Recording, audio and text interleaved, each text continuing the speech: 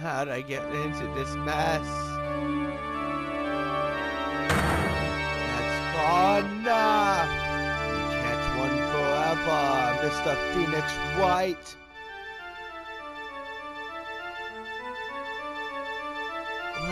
What have I done wrong? I cannot allow you to go on like this! But I'm just a civil defense attorney! Silence! You are no longer worthy of your title!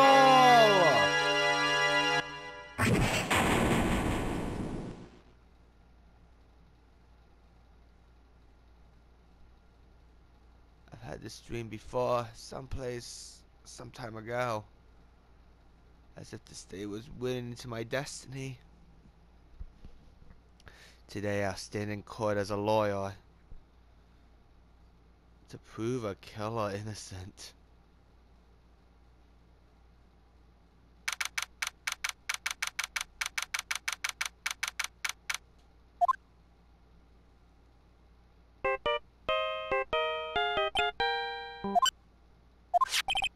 Hello? This is Phoenix Wright. You don't look so well, dude. You're gonna prove me not guilty today, right?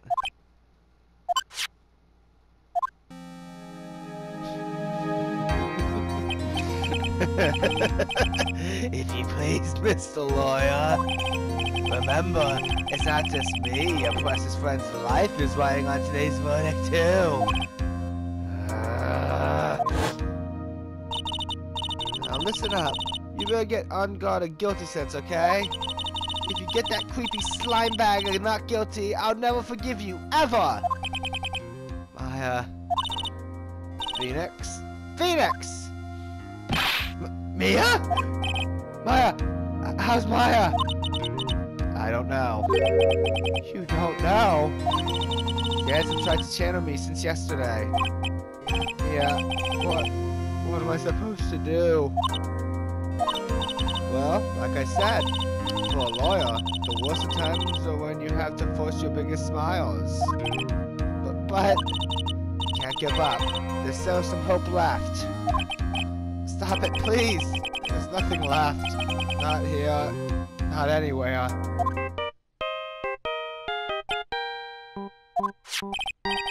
It's that cursed uncle again. Will you leave me alone? No, don't call me anymore. I mean it. You're really mean, pal. Ah! Gumshoe! I'm really sorry. Where are you? Let me join the investigation team and we're chasing after the killer, pal. Then you have some sort of lead? Sorry. Right now we've got 0 leads on the guy. But we're not going to give up. Gumshoe. Until the trial is over, until the verdict is handed down, we're going to do everything we can and find the killer. If we can get Maya out, then you can get on guard the guilty verdict he deserves, pal. That's true. I could do that if they found Maya first. You got that? So you have to do whatever you can to make the trial last longer. I have to make the trial last longer? If you go at Mr. Edgeworth for anything you got, then you two can draw it out. Oh, now I get it. I believe in you, pal. You and Mr. Edgeworth can do it. So, believe in us. We're going to give it all we've got, just like you. Got it. Thanks, Gumshoe. Hey, Phoenix. You understand now, don't you? You have something money will never be able to buy. Friendship. It's the strongest weapon in the war, and you have it in abundance. Yeah. Looks like we're coming to the end. I have to make the trial last as long as I can. Gumshoe will come through, I know it.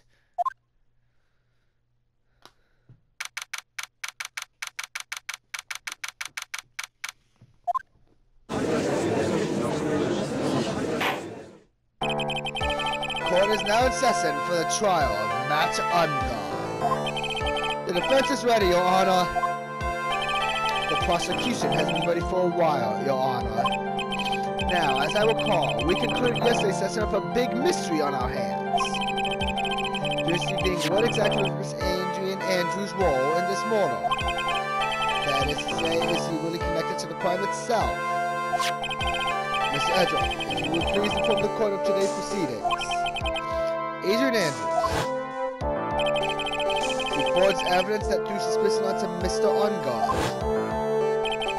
and then proceeded to escape the crime scene by wearing a nickel samurai costume. The guilt of those actions are those from which he cannot escape. And you're saying that he's guilty after all? I'm not finished, Your Honor! Miss Andrews has nothing to do with committing the actual murder. I would like to direct the court's attention to this card.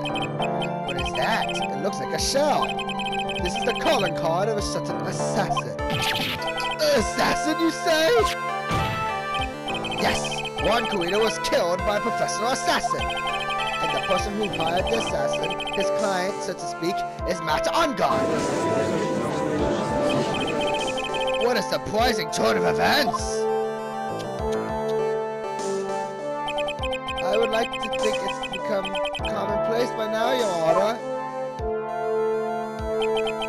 I know what's going on this time, so I know that everything Edgeworth has said is true. But we still have to hold out as long as we can. At least until Maya is safe and sound. I wonder how the trial will turn out today. Now then, please call your first witness, Mr. Edgeworth. Prosecution calls the defendant's mentor, Mr. Will Powers, to the stand. Now then, witness, your name and occupation, please? Okay. I'm, Will Powers. I'm a poor, underpaid action star. And what is your relation to the defendant? Well, I guess I'm sort of a lousy mentor to him in a way. Yeah. Mr. Powers, please, you don't need to put yourself down so much. Oh, sorry. Well, but I'm just kind of a nothing sort of guy. On the night of the murder, you visit the defendant's room. Is this correct? Yes. I didn't know that. But you know, I didn't actually get to see Matt when I went. All you need to do is answer what you've asked. Now then, I would like you to please testify about when you went to Mr. Ungard's room. Okay, so after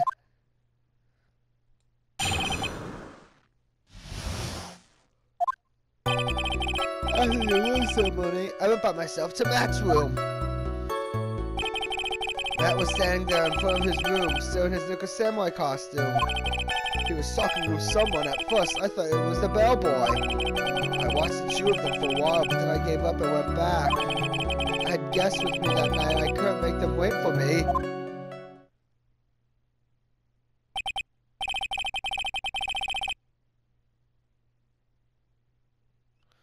Nothing sounds out of place in Mr. Powers' testimony. And talking with the bellboy is no big deal. If I assume that the person Mr. Ungard was speaking with was an ordinary bellboy. What are you implying?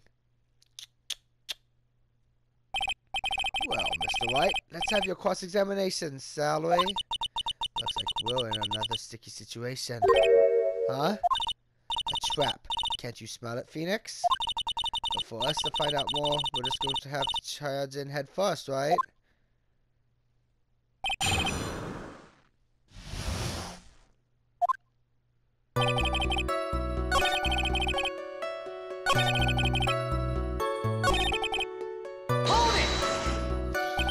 You saw the two of them, the bellboy and the defendant, together, correct? Yeah, the bellboy just wanted to say congrats. Now, while you were watching the two of them, did you notice anything strange?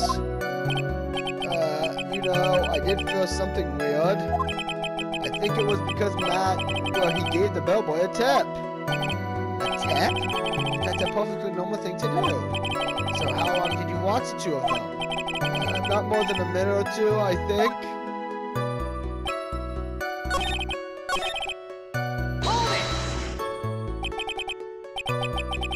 First, what do you mean by that? I didn't think he was a normal bellboy. And why was that? Why did I think that, Mr. Wright? How am I supposed to know? Hey, wait a second. Actually, Mr. Powers, only a few minutes ago you stated. you know, I did feel something weird. I think it was because Matt, well, he gave the bellboy a tip. Can it be that you felt something strange about the tip giving it itself? Yeah, that's it. You really know your job. Mr. Edgeworth. Yes, Your Honor. This bellboy, he wasn't an ordinary one, was he? Can't pronounce that right, do not. Perhaps we should let the witness tell us. Very well. Mr. Powers, please amend your testimony. You mean about the bellboy, right? That gave the bellboy a tip. So he gave the bellboy a tip. What's so strange about that? Well, you see, Matt's not a poor penny pincher like me. I was trying to figure out how much it was because the tip really shocked me. How much was? That's when something even more surprising happens. The bellboy was putting the tip he got in his pocket. And that's when I got my first good look at the guy's face. I was really shocked. I'm afraid I don't follow at all. It sounded like Mr. Powers was surprised twice by this event. I wonder which of his documents I should ask about.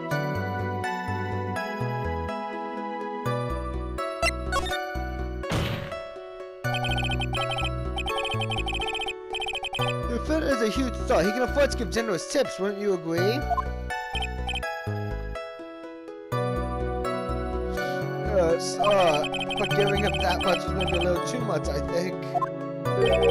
A little too much? Would you please clarify for the court? But how much would you say the defendant gave to the bellboy? Honestly, I don't know. I can't even begin to guess. And why is that? Because he gave the bellboy a really, really fat wall of cash. A wall of cash? Well, how interesting. That certainly was a very generous tip, wasn't it? A very fat wall of cash. That can hardly be called a tip, Your Honor. The judge is beginning to look awfully suspicious at us. There's nothing I can really object to here. I mean, who can argue that a fat wall of money isn't really odd? So supposing that wall of cash was not a tip, then what was it? Payment, Your Honor. Payment? Isn't it obvious? For the murder of Mr. Juan Corrida. Then the bellboy the witness saw. Yes, he was the assassin.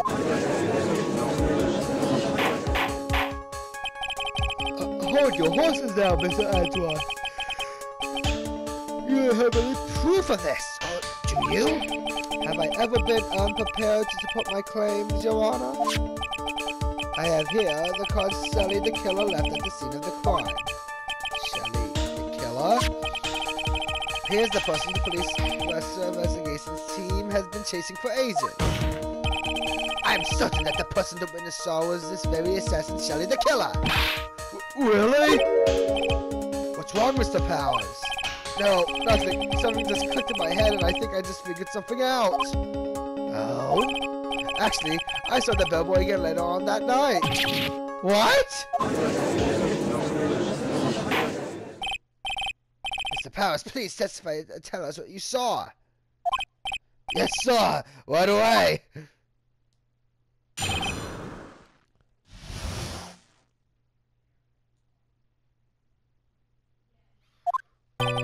This time, I was in the hallway because I had to go to the bathroom. And that's when the bellboy I saw that came out of the room. Of course, when I say room, I mean Juan Corrida's room. Now that I think about it, that bellboy did seem kind of out of place. Yeah, so he had to be the assassin. I'm sure of it. I mean... Thank you very much. That's all we need for now. Huh? But I'm not done. There's still more. Let us first establish that the bellboy was truly Mr. the Killer, then we shall see. So the bellboy came out of the victim's room. And if the bellboy really was the assassin, then I think the answer's fairly obvious. The That would be correct, Your Honor. Well, Mr. Wright, I believe it's your turn to entertain and make us laugh. This is no laughing matter.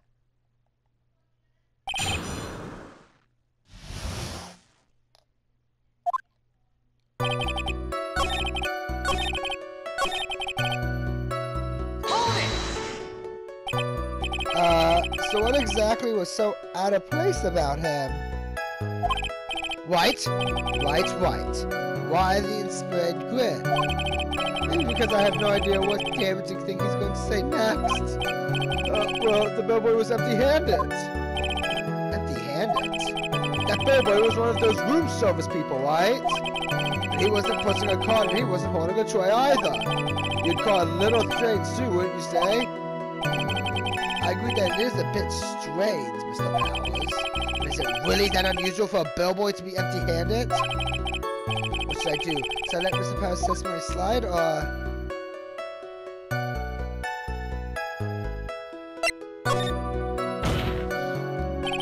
There's nothing strange or unusual about an empty-handed bellboy. But there really is. Then really is it? Objection! You are done being school children. Bellboys are for room service. There's no reason for them to be empty-handed, ever. Your Honor, I ask for a witness's previous statement to be suspended with this new one. Edgeworth, are you going to do whatever you can to make the bellboy look suspicious? I see. Very well. This court recognizes and grants the prosecution's request. Mr. Powers, if you could amend your testimony, please. Yes, sir. I thought it was kind of strange for a bellboy to come out of a guest room empty-handed.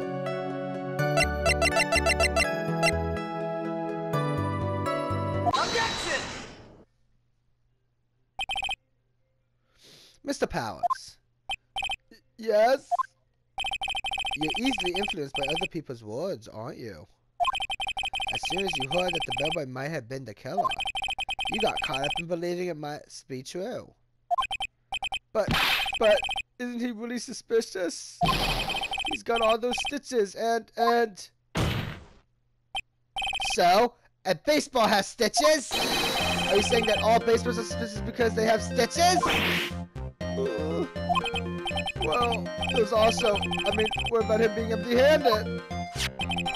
I would like to ask the court to please take a look here. This is the crime scene. There is a wine glass sitting next to Miss Creeder's body. The liquid inside this glass is tomato juice. And now, if you would look at what is on top of the table in the lower right corner here. And you can clearly see that it is a tray of a bottle of tomato juice on it. The bellboy had just brought this to Mr. Carita's room. He left the tray in the room, which is why he was empty-handed when he left. But that would mean that the bellboy had seen and left the dead body in the room. But can you prove that Mr. Carita was already dead at that time? Mr. Edgeworth? Yes?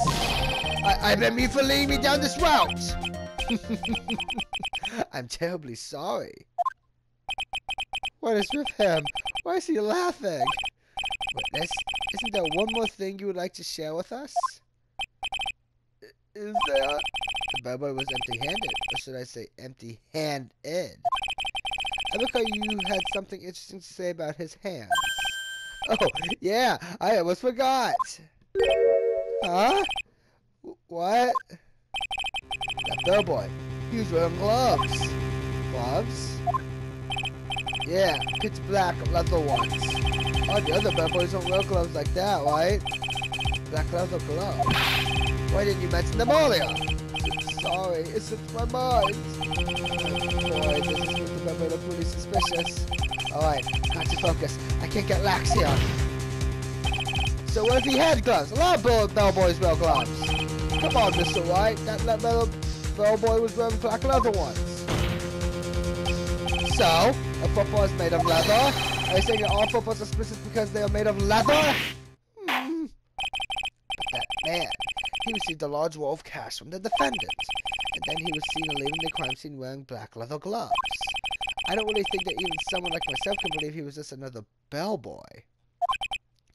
It seems that we have finally come to an understanding. Now then, witness, please continue with the rest of your testimony. The rest? Oh yes, please tell us more. Okay!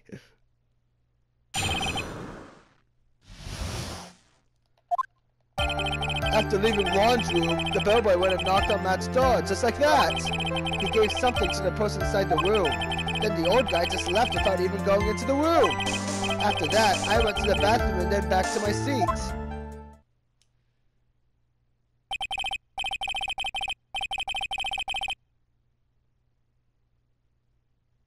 So the bellboy, after leaving the crime scene next, went to the defendant's room? Yeah, I kind of saw all that by accident. Some accident? I'd say you saw too much. And all of it was suspicious to high heaven. I think it's safe to say that we can no longer consider this bellboy to be normal. Now then, let's get started. Salary, Mr. Wright. Your cross-examination, please. Yes, Your Honor.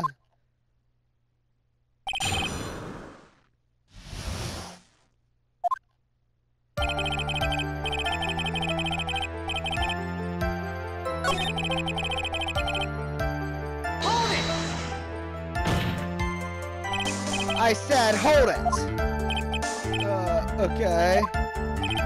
That's better. What kind of statement is that? Please elaborate and give us a few more details. Okay, okay. I should probably ask him only one question at a time.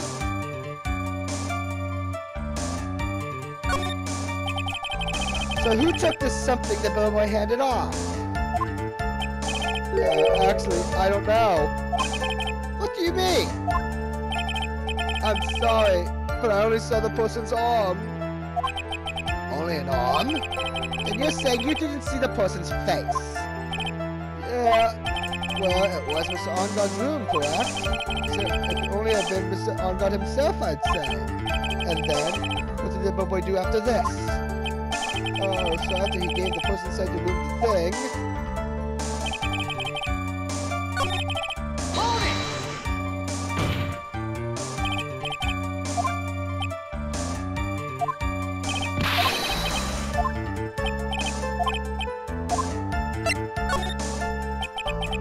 He gave something to this person?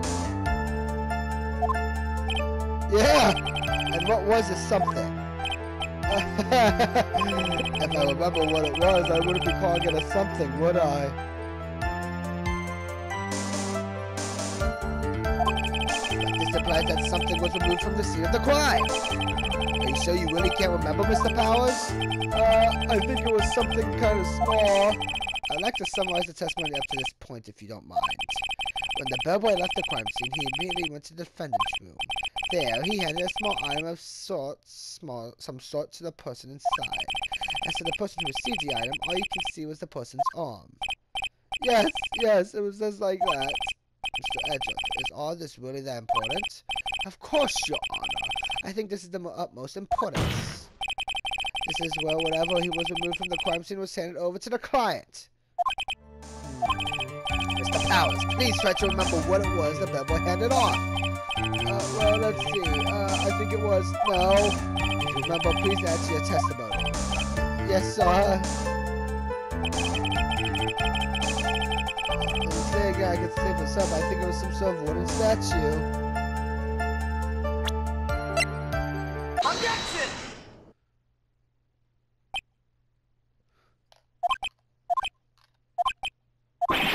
What's the point of that pregnant pause?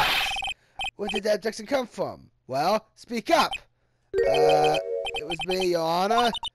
What is it, Phoenix? I have a feeling that something better is going to happen once I show this. Mr. Wright, if you have something to say, please spit it out. Yes, Your Honor. Okay, Phoenix, deep breath. Mr. Powers, there's something you saw. Was it this item? Oh, hey, that's it. That's something. Well, Mr. Wright, you really figured it out. I recall we found this at Matt Ungod's mansion. At the defendant's house? What does this mean? It's simple, Your Honor. Shelley the killer assassinated one Karita in his room. And then he stole this wooden bell from the scene of the crime. Then the bell being found at Mr. Ongod's mansion would mean... It goes without saying, Your Honor. Mr. Matt Ongod is the client's killer. Order, order, order! I said order! Mr. Wright, this is the most unfortunate turn of events for you. Yeah. Sorry, Mia. No, it's alright. Your judgment was sound. Actually, I figured the bail would come up.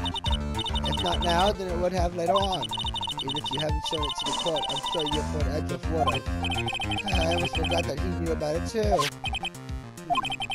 I think it is clear that there's no need for us to continue this trial. I can't let this happen. I have to do something. There has to be something we've overlooked. Your Honor, a minute, please. Yes, Mr. Wright? There are still a few points left that we have yet to fully explore. What are you trying to pull? Oh, well, we can't have that. All right, Mr. Wright. What question point would you like to explore further? There was one thing in Mr. Powell's testimony that was very unclear, and that is the identity of the person who received the bear. He gave something to the person inside the room. I'm sorry, but I only saw the person's arm. As long as we don't know who it was that took the bear, we can't be sure of... Ah!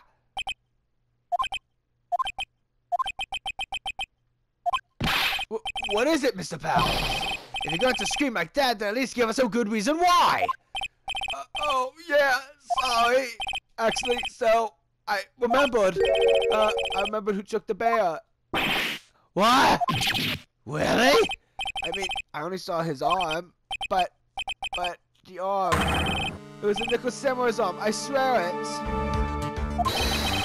You got to be kidding! Are you sure of that, Mr. Powers?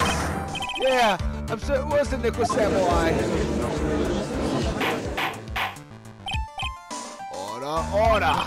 It looks like you've dug your own grave yet again. How many times is that today? I've lost count. So the person who took this little bell was a Nicholas Samurai. And as we know, Matt Ongod is the Nicholas Samurai.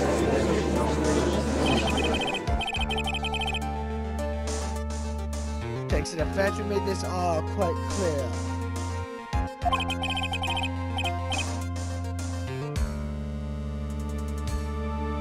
What am I supposed to do now? Mia, help! You don't have time to act lost. You got to find another angle to attack this from. Hurry! Now, I will bring this cross-examination to... Your Honor! Again, Mr. Wright? We've already removed any and all questionable areas of this testimony. It's about time you were removed from this court, Mr. Wright. I have to find something. Even one more little point will do. There are still questions left unanswered. What are you trying to pull? Oh, well, we can't have that. Alright, Mr. Wright, what question would you like to explore further?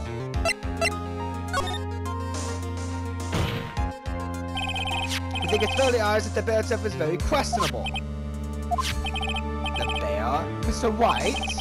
This was found at Mr. Ongod's mansion. However, Mr. Ongod was arrested at the hotel that night. Which means that since the murder occurred, he had not had a chance to go home. Oh.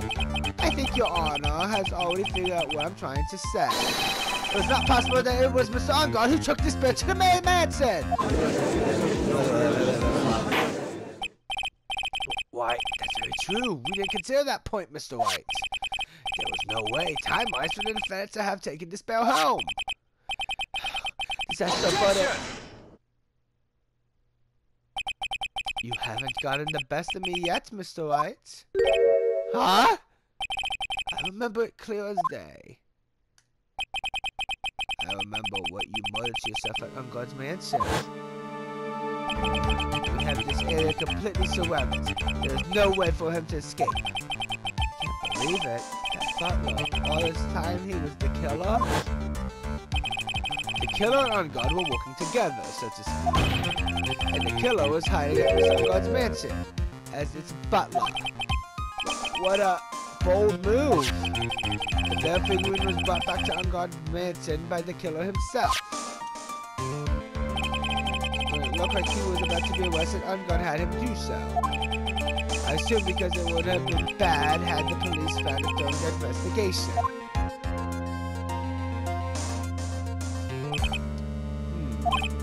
Well, Mr. Wright, you've been quiet for a while now. This is too much.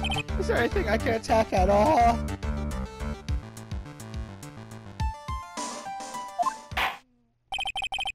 I think we've had enough.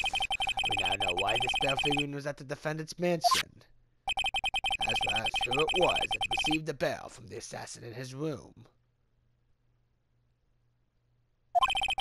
Everything has become clear. The client who hired the assassins to commit the murder was Mr. Matt Unguard. I see no reason for this trial to continue, therefore I will now hand down my verdict. Thank you, Your Honor, for your understanding. You see, Mr. Wright, you couldn't win against the truth, could you? I knew it would turn out this way. After all, what Edgeworth has stated is the truth. Any last objections, Mr. Wright? Well, do I? What should I do? That's my... There's only one way for me to drag this trial out. The only thing I have left is this one dirty trick. Your Honor, right now we have these two reasons to believe my client is the assassin's client. Reason number one, he accepted the figurine from the assassin. Number two, that very same figurine was found at Mr. Unguard's mansion. However, it's possible that this is all the work of a certain other person. What are you saying? What am I saying is, it's possible a different person is the killer's real client. The real client? Yes. Is this all you have? Now then, Mr. Wright, let's hear your theory. Who do you think is the killer's real client, therefore the real murderer? Take that! Adrian Andrews? Yes, we already know that he tried to frame Matt Unguard for the crime. By wearing a spelled Nickel Samurai costume! Ah! The Nickel Samurai's arm that I saw, that could have very well been Miss Andrews. What about Mr. Unguard? If you would please recall your testimony. The defendant was taking a nap during the break period. That's right. Then, finding this figurine at Miss Unguard's mansion, there was a well-laid trap set by Miss Andrews.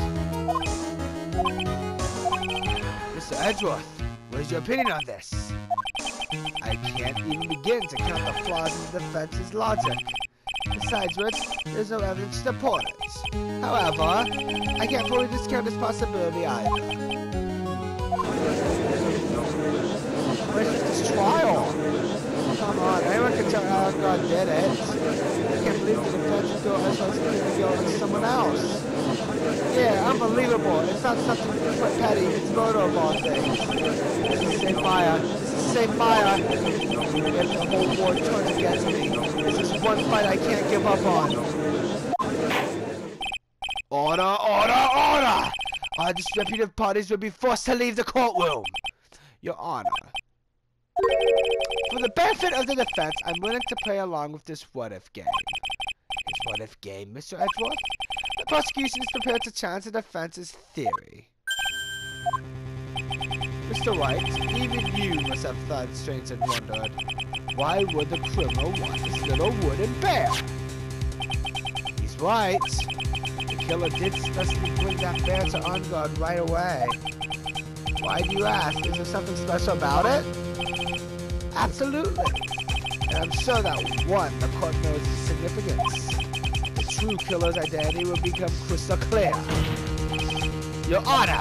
The prosecution calls upon a witness who will clear all doubt against Miss Andrews. And who would that be? It's quite simple, Your Honor.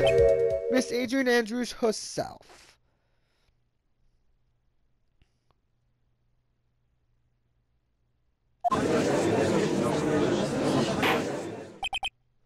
I see.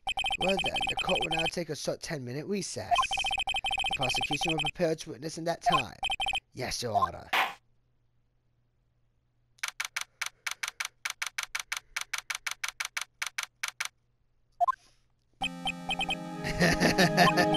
Oh, I knew it was a good idea to hold her hostage. Don't you agree, Mr. Lawyer? I never thought in your desperation you'd try to pin the guilt onto Adrian. I said the Stephen will pay. Mr. Nick! Pause? Where's Mia? I don't know. A really strong power suddenly caught her away. A really strong power. Oh, Mr. Nick, your phone is some gumshoe. How's it going? Have you been hanging in there, pal? Yeah, shut up. We just barely found something to latch onto. That's good, pal. And what about you? Anything yet? Have you figured out where the killer and Maya are? We still don't have any leads, but... What? We don't have any more time! We just had one. Even a single clue would be really helpful. I was only able to come this far because I kept thinking to myself, I've got to keep the trial going until Maya's been rescued. And have I just run out of luck this time? There's I hope for not. A tent. Huh? A tent? I can see a circus tent. Mia! Looks like Maya was unconscious until just a few minutes ago. As soon as she woke up, she called for me. So it was Maya that called you away. We're locked in a dusty little room right now. I can see a circus tent outside the window about 300 feet away. Come Sue! Is there a circus tent in town right now? There's only one, pal. The very big circus. I assemble within a 300-foot radius of the main tent. What? Okay, hold on a sec, pal. Hey, draw a circle on that map about a 300-foot radius from the main tent. Hurry! And? I can see a mailbox over the window just outside. Come to! There's also a mailbox! Okay, what else? What else, Mia? I'm sorry, it was a very small window. I couldn't see anything else. It felt like I was in an old office building. Maybe the third floor or so. I heard her! An old office building. Good stuff, pal. Okay, just hang in there. Just a little longer, pal. Wish us luck. Good luck. Call you later, so don't let your battery die, okay, pal? Yeah, Maya's not hurt, right? She's in a pretty bad state, Phoenix. She's being starved. Come, Sue. Please hurry. Looks like we're out of time. Are you alright, Phoenix? It's only a matter of time before Maya's rescued. I can do this. I just have to make this trial last a little longer.